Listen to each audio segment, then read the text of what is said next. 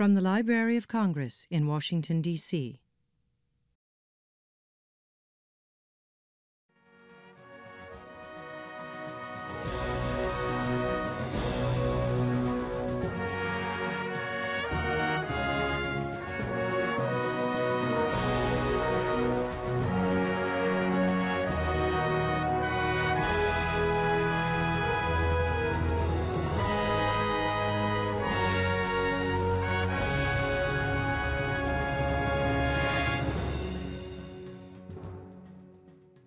Rosie the Riveter is the female icon of World War II.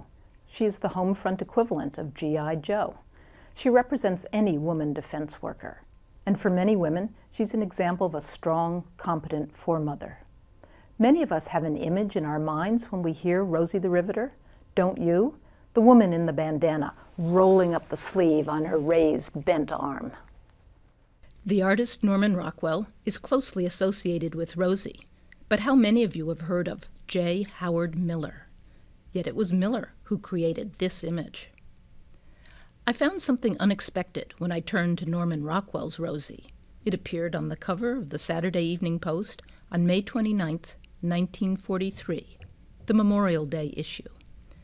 This was not the tidy image in my mind. This Rosie is brawny and larger than life. In my surprise at the two images, I decided to look into the development of the myth of Rosie the Riveter. The chronology isn't always clear, but it seems that about 1942, an artist at Westinghouse named J. Howard Miller created We Can Do It, probably as part of his company's war work.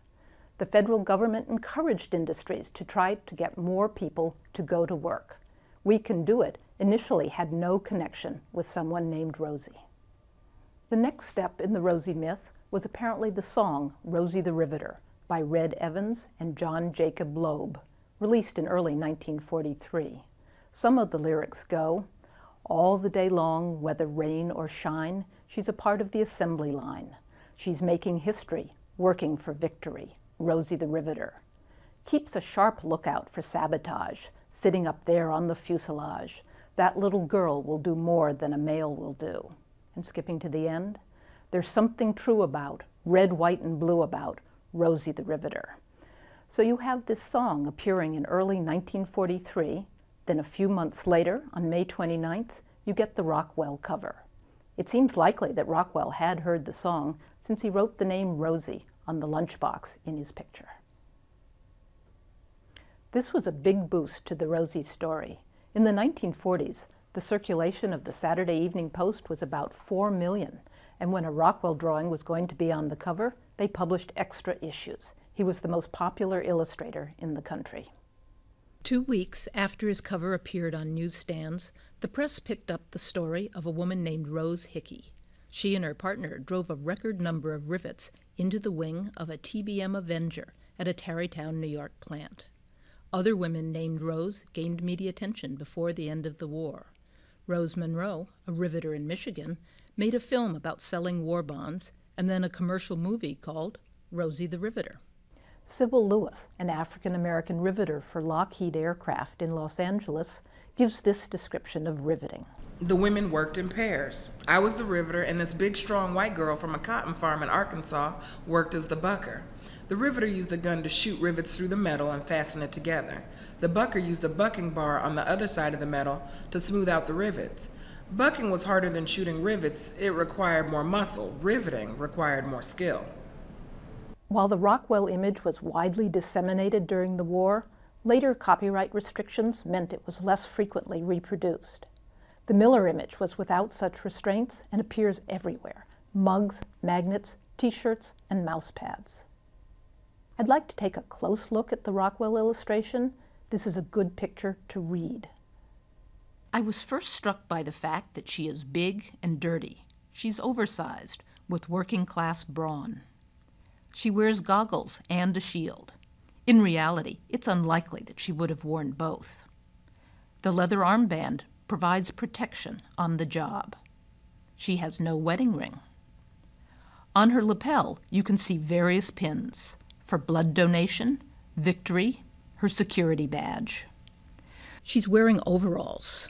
Women didn't wear pants in public much before World War II, but during the war it became common to see women on the way to and from work in overalls or trousers.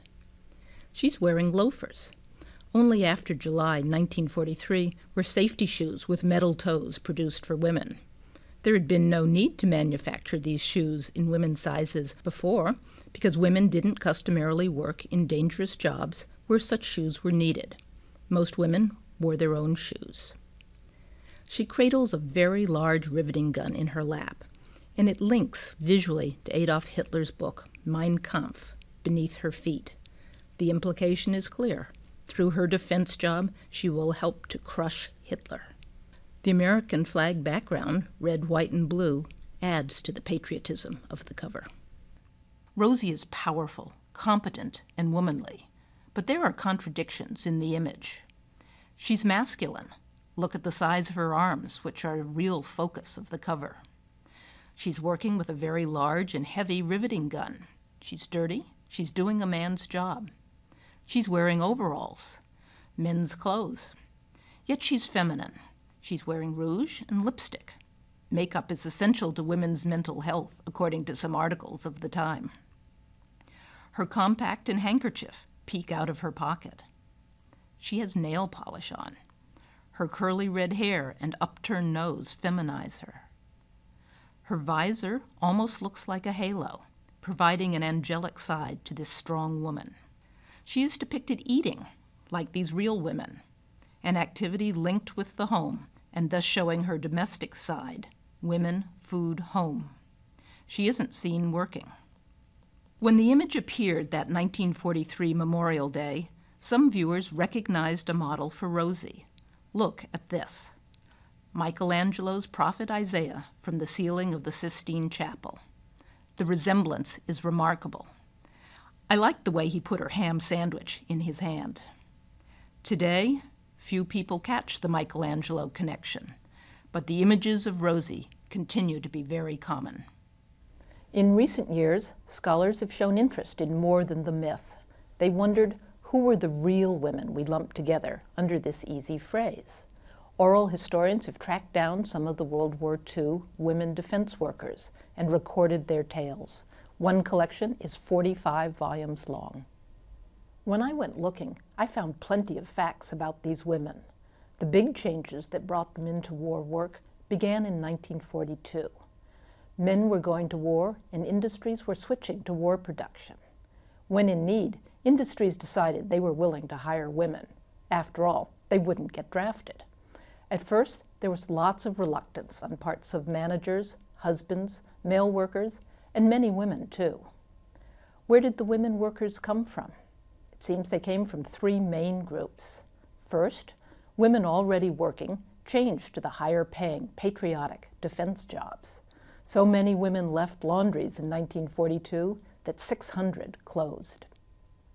The second group included women who had worked but lost their jobs during the Depression or when their factories converted from civilian to war work. And the third group, which attracted the most attention, was first-time workers. About 6 million women entered the workforce for the first time.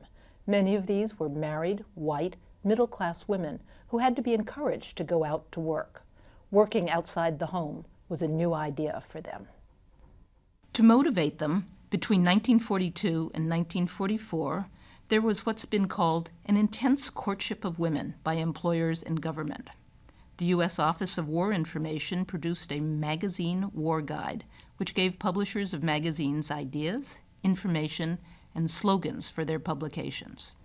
This was a government-led effort to recruit women workers, to get women out of the home. Magazines were to write articles that appealed to the desire for glamour and good pay, but even more to patriotism. Women, you could hasten victory by working and save your man. Rosie's appearance on the Memorial Day cover of the Saturday Evening Post implied that her work might help save soldiers' lives. For September 1943, the magazine War Guide recommended that all magazines participate in a Women at Work cover promotion. This was to emphasize that many kinds of employment, not just defense and factory work, were war jobs.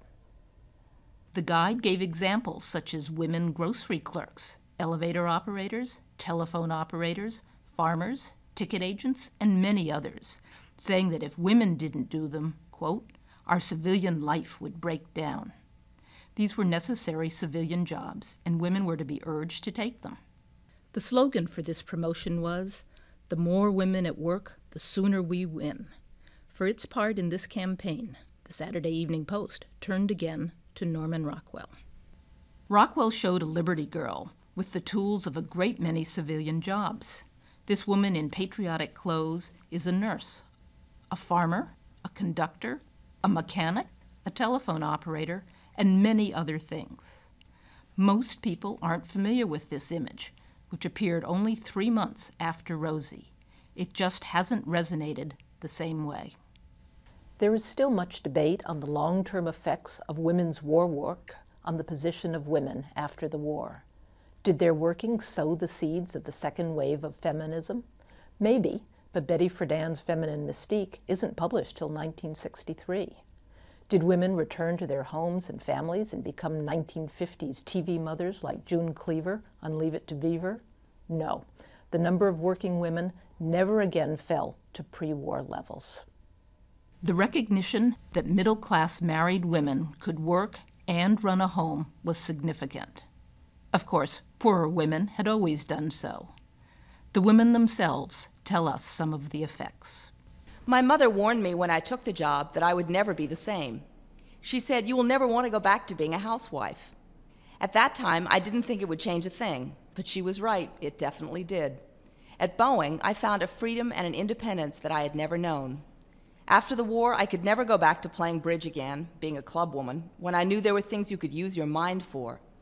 The war changed my life completely. I guess you could say at 31, I finally grew up. Inez Sauer, Boeing tool clerk.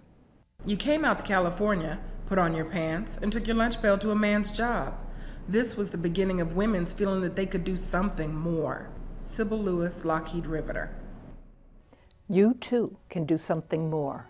Rosie's story continues, and you can contribute to it. If you know a Rosie the Riveter, a woman war worker, you can interview her for the Library of Congress. Through the Veterans History Project in the American Folklife Center, the library is gathering oral histories and other personal narratives and documents of those involved in America's wars, both in the military and on the home front. See the Veterans History website to listen to their stories and to learn how to collect their oral histories. You will help ensure that we never forget the real Rosies who contributed to our victory in the Second World War.